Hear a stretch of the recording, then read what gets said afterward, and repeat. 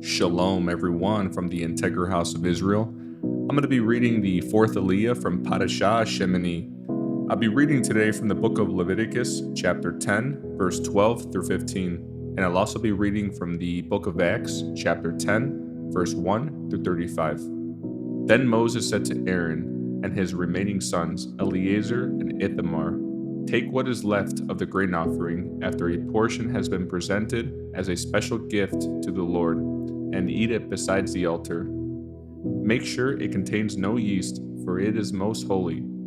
You must eat it in a sacred place, for it has been given to you and your descendants as your portion of the special gifts presented to the Lord. These are the commands I have been given. But the breast and the thigh that were lifted up as a special offering may be eaten in any place that is ceremonially clean. These parts have been given to you and your descendants as your portion of the peace offerings presented by the people of Israel. You must lift up the thigh and breast as a special offering to the Lord, along with the fat of the special gifts. These parts will belong to you and your descendants as your permanent right, just as the Lord had commanded." Next, I'll be reading from the book of Acts, chapter 10, verse 1 through 35. In Caesarea, there lived a Roman army officer named Cornelius, who was a captain of the Italian regiment. He was a devout, God-fearing man, as was everyone in his household. He gave generously to the poor and prayed regularly to God. One afternoon, about 3 o'clock, he had a vision in which he saw an angel of God coming toward him. "Cornelius," the angel said. Cornelius stared at him in terror. "What is it, sir?" he asked the angel.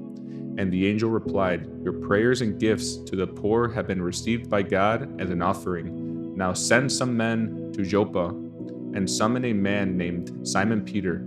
He is staying with Simon, a tanner, who lives near the seashore." As soon as the angel was gone, Cornelius called 2 of his household servants and a devout soldier, one of his personal attendants. He told them what had happened and sent them off to Joppa. The next day, as Cornelius' messengers was nearing the town, Peter went up on the flat roof to pray. It was about noon, and he was hungry. But when a meal was being prepared, he fell into a trance. He saw the sky open, and something like a large sheet was let down by its 4 corners.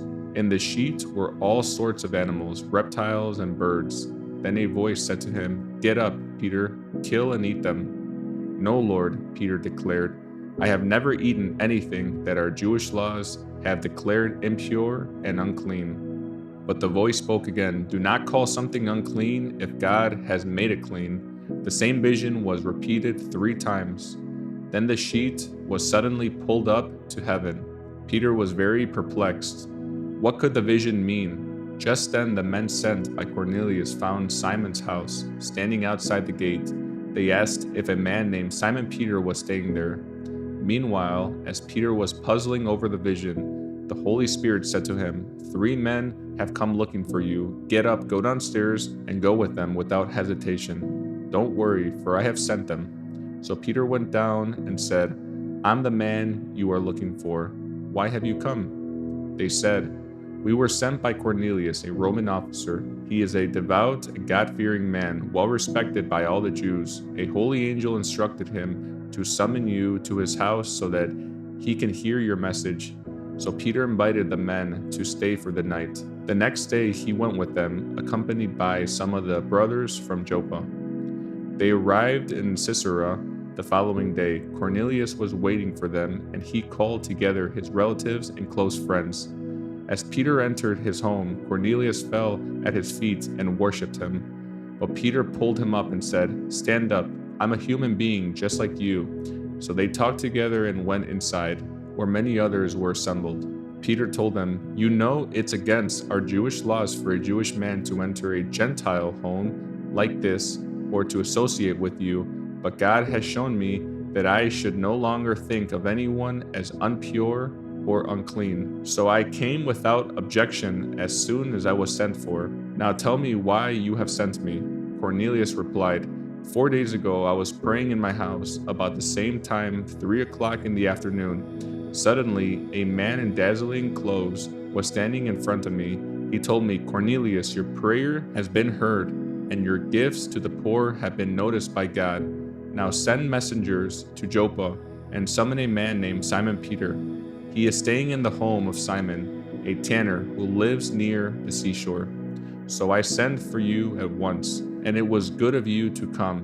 Now we are all here, waiting before God to hear the message that the Lord has given you." Then Peter replied, "I see very clearly that God shows no favoritism.